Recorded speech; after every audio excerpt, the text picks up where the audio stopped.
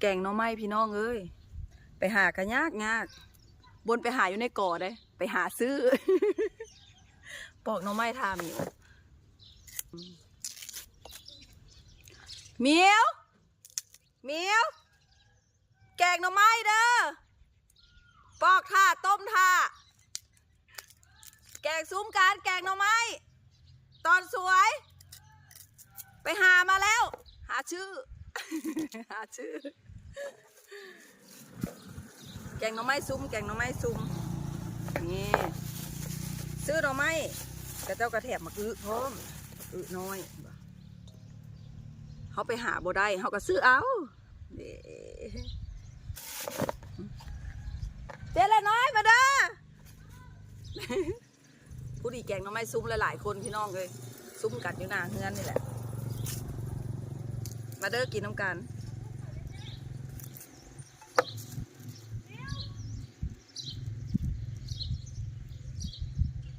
เอาเป็นเวรซ่องหามันนี่แหละเขาปอกหน่อไม้แล้วเขากระสีต้มถ่าแดนเซอร์น้องๆแดนเซอร์มากินข้าวนำแกงหน่อไม้อีกคือเก่ากระเจ้าไปซ่อมเต้นจักหน่อยสิพาไปเบิ่งกระเจ้าซ่อมเต้นอยู่วัดชาติตุ่มพะวังถ่ายคลิปมันเป็นบินหัวกระได เป็นบินขี่รถอีเต็นมันตกคุมหลายไม่อยากดูนะที่นี่สุขสบายดีเอาแต่โดยบากเบิ่งแน่บักบ่แม่นบักสิมันนมจังไหน ซ้ำหัวหลานเลยเบิ่งแน่นี่เพิ่นแถมเอาจังไหนบัก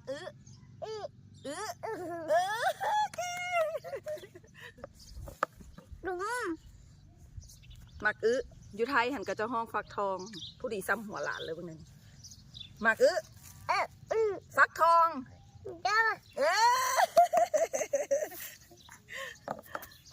ตึงเอ้าหลานก็เต้นป้ากับห้องป้ากับปอกหน่อไม้ ห้องป้านี่เช้านี้ให้นี่เช้านี้ให้นี่ป้า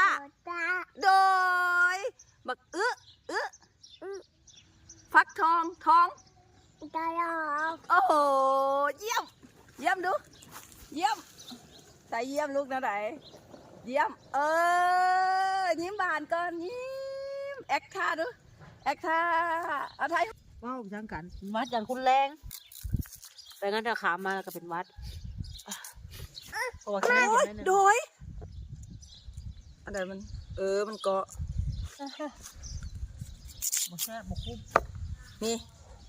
ไม่ไม่แซ่บนี่มากแกะให้ตบมือกันโอ้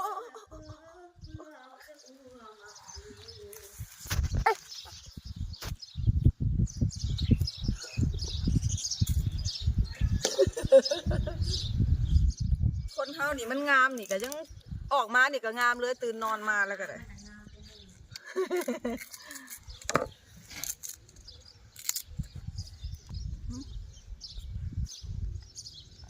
ปอกสิแล้วอ๋อแก่สิแล้วยังเหลืออีก3 นอต้มท่ามิวเนาะนอว่ะหน่อไม้เจ๊ไว้นอนอื่นอีก3 ลำบ่สิฮะเขามันเป็นนอเห็นอะไรสักเด้ลำมันก็สิใหญ่กว่านี่ตีเจแม่ขลามแล้วเนาะนอยังอีก2 นอ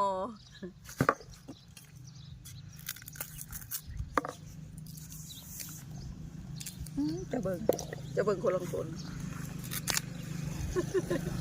สนิทเธอ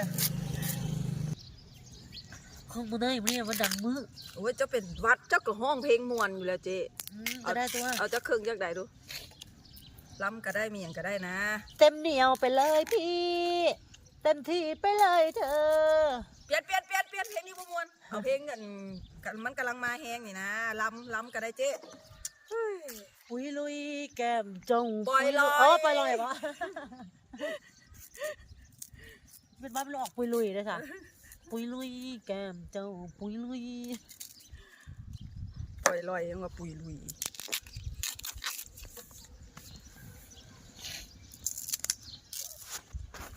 โอ้โอโอ้โอ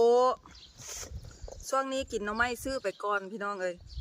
มันยามแรงไปหากะมิตรนอนน้อยๆมันช่วงเดือน3แล้วเด้พอดีเซิงกันกับงานทาสพนมเลย